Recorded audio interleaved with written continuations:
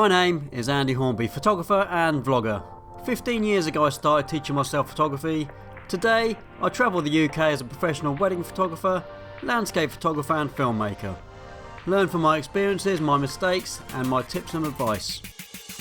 Join me on my photography adventures. Hey guys, welcome to another video. Today I'm going to do something a little bit different. I'm using the A7 III, which you're watching me on at the moment, shooting 4K, but I'm also going to be doing a time lapse and something just a little bit different with this time lapse, and I'm going to show you how I do it. Hopefully when I get it back to the computer I'm going to put it all together for you so you can see exactly how I got this. So have a look at this and see what you think.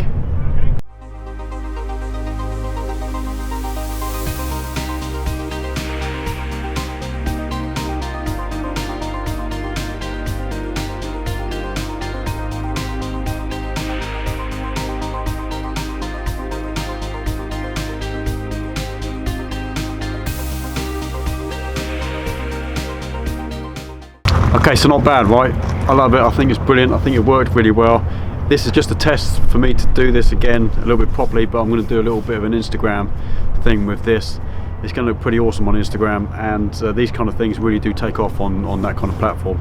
So a couple of things you need a manual shutter release or an off-camera shutter release, because most cameras won't shoot continuously like this. Some cameras do have a time-lapse mode. This doesn't, so I had to have an off-camera shutter release. And you're going to need probably an ND filter. I've got a 6-stop on the front of this just to slow down the shutter speed slightly. I want my shutter speed at about a second and calculate around that to get an image every 2 seconds or so as an interval, and you can do that fairly easily with an off-camera shutter release. It all does it manually for you, and you can set that in and let it go. And I take 20 minutes worth of shots, and 24 frames a second with 20 minutes worth of shots gives me about 20 seconds worth of footage. Another couple of things you might need is a decent sturdy tripod.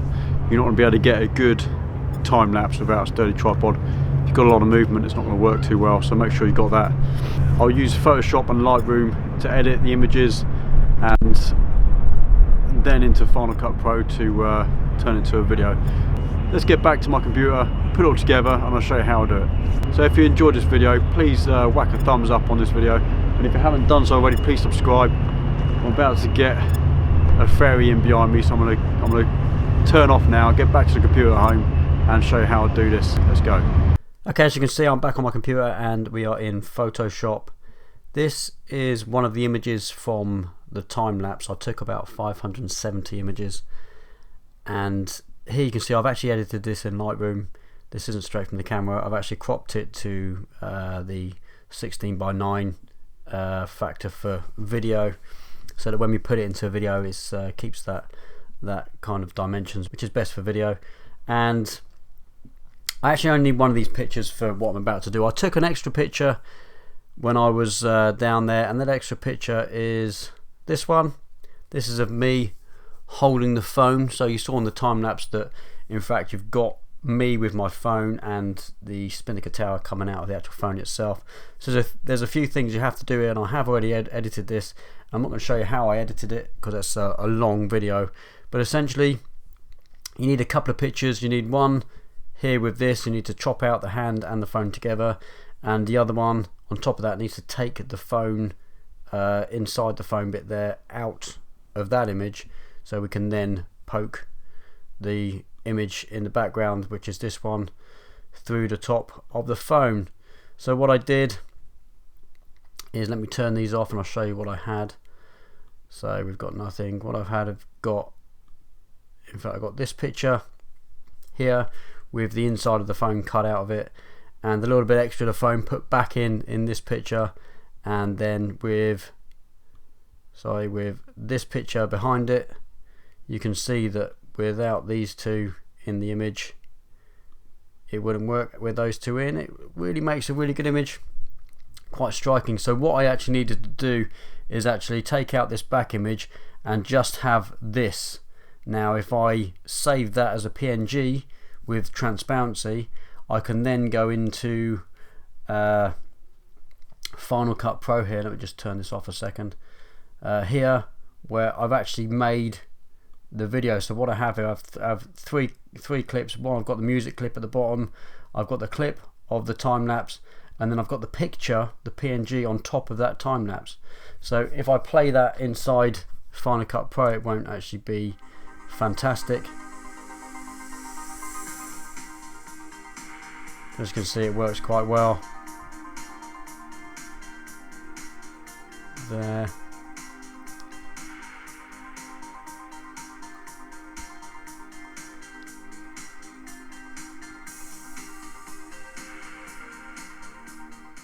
Okay, so that's pretty much it. Editing the time lapse itself, I haven't included in this video.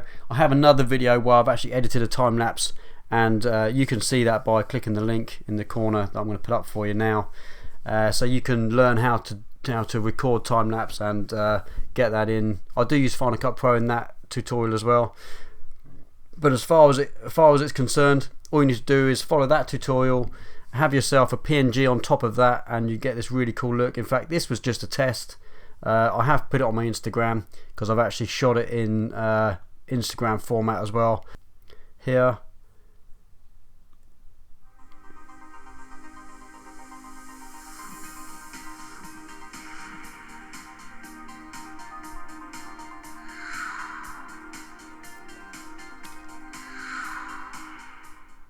So that is in my stories on my Instagram. That was created for my stories. So it's just really a little tester. I'd like a better sky, more movement in the clouds would be fantastic.